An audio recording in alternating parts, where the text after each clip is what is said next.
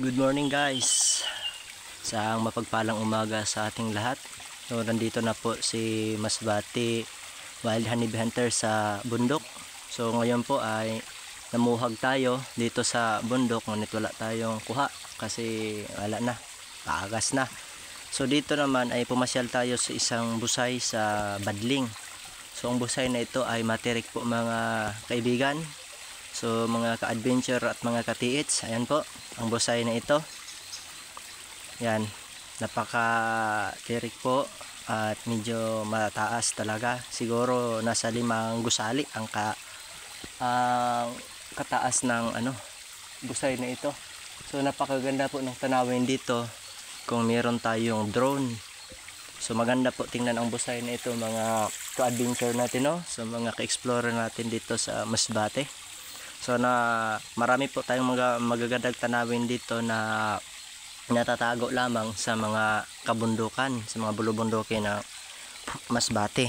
So dito po pinuntahan natin at kumuha tayo ng mga video at nag-selfie tayo kasi maganda po tingnan para din po na maipakita ko po sa inyo kung ano po mga natatagong kagandahan dito sa lugar namin, mga tanawin namin. So hindi lang itong busay, meron pang iba, pati mga bulubundukin.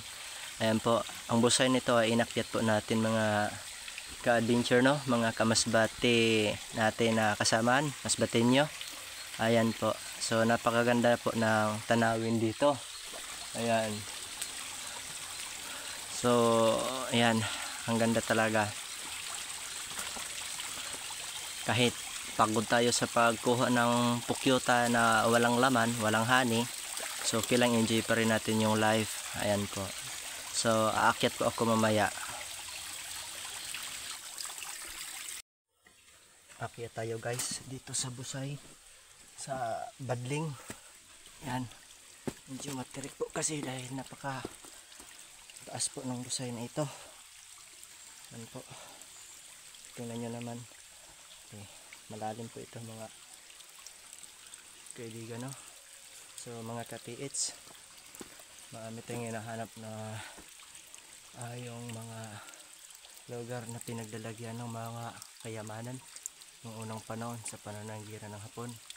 So itong busay na ito ay may nag-operate dito pero hindi nagtagal kasi nahirapan sila dahil napakalayo at walang supply sa financial, tulang din sa supply sa pagkain. Ayan mga ka-TH, akyat tayo. Ayan, matter ang ano natin. Ayan,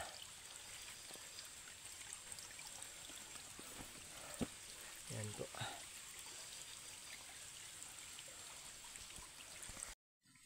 Medyo mahirap yung daanan natin dahil napaka taas po ng busay na ito. Okay, huwag yung kalimutan mag-subscribe sa channel natin guys. Ayan po yung inakyat natin ng busay dito sa Badling. So medyo talaga ito, medyo talagang matirik, no? Matirik talaga ang lugar na to at saka yung busay na ito. Siguro estimated is nasa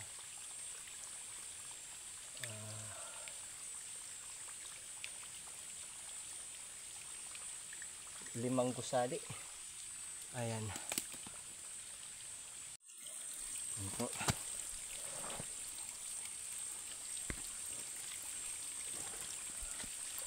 Ayan.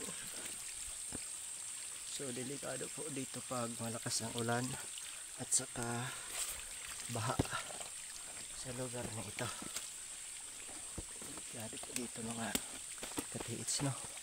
Ayan na po. Ayan.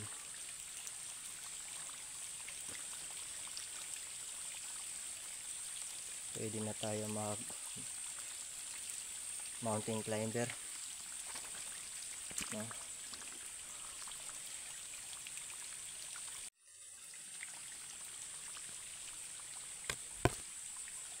Ayan pa.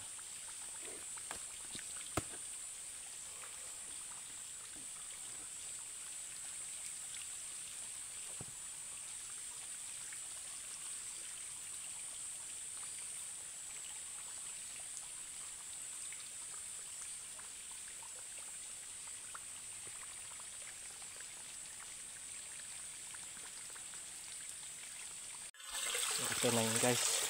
Ito yung pinakatap ng busay na inakyat natin. Yan, ito. Tingnan nyo kung gaano ka lalim, katirik.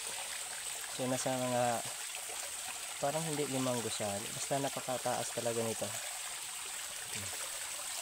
So minsan lang ang mga nag-i-explore dito kasi ako ay laging pumupunta sa bundok na dito sa amin, sa mga bukid dito, kasi ako ay namumuhog ng mga ukyutan. Yan po, napakalalim po yan, no? Napakatirik po. Yan, ito yung pinakatap.